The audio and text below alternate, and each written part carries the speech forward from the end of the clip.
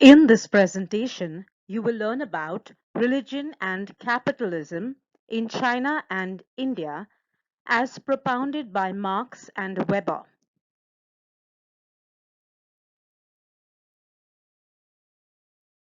To explain why capitalism did not arise in other societies, Weber dealt with the spiritual and material barriers to the rise of capitalism.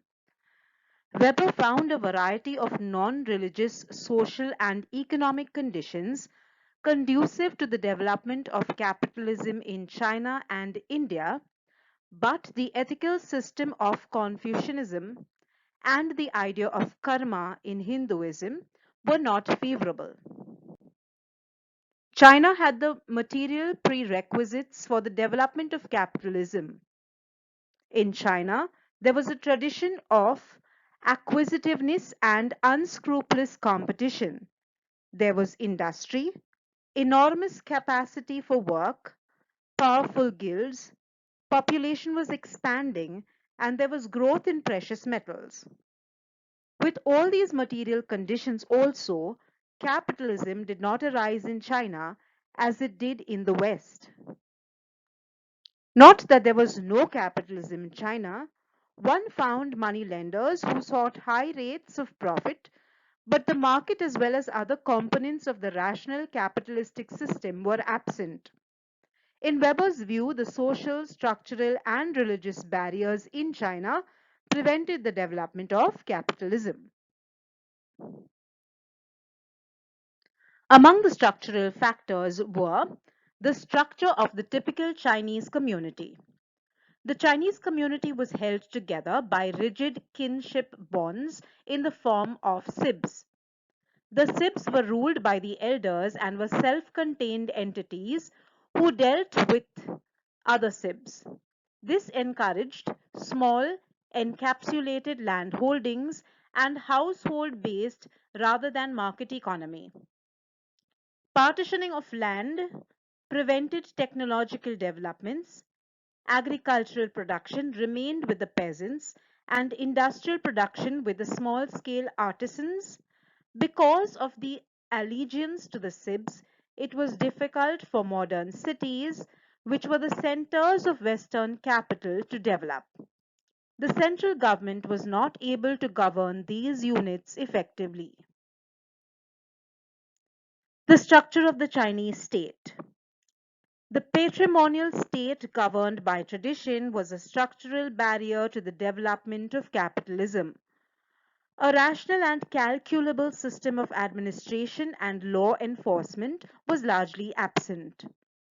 With few formal laws covering commerce, absence of central court and rejection of legal formalism was a barrier to the rise of capitalism. The general administrative structure, officials of bureaucratic administration with invested material interests, acted against the development of capitalism. Nature of Chinese language. In Weber's view, the nature of Chinese language militated against rationality by making systematic thought difficult. Intellectual thought was in the form of parables that made it difficult for the development of a cumulative body of knowledge. The two dominant systems of religious ideas in China, Confucianism and Taoism, militated against the development of the spirit of capitalism. In Confucianism, literary knowledge was more important than technical knowledge for the higher position. It encouraged a highly bookish literary education. The literary intellectuals were unconcerned with economic activities and the state of the economy. Confucianism worldview grew to be the policy of the state. The Chinese state played minimal role in rationally influencing the economy and the society.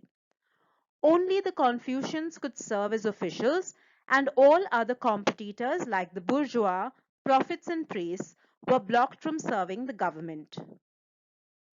Rather than working for salvation like the Calvinists, Confucians accepted things as they were.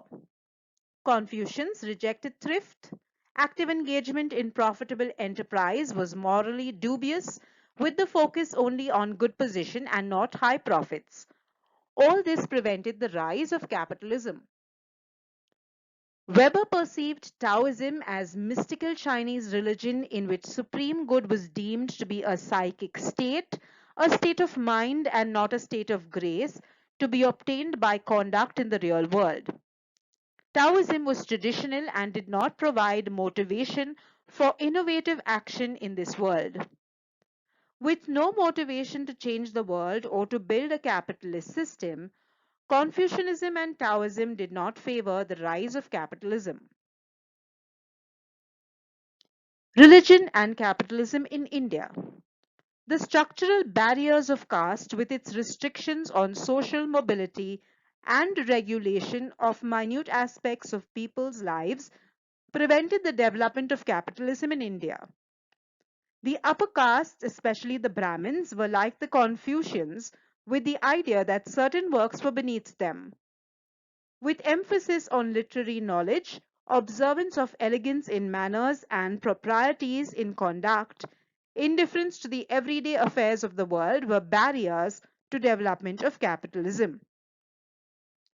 The Hindu religion, with its emphasis on reincarnation, achievement of salvation by following faithfully the rules, the world as being transient, failed to produce people who could create a capitalist economic system and a rationally ordered society. Thank you for watching the presentation.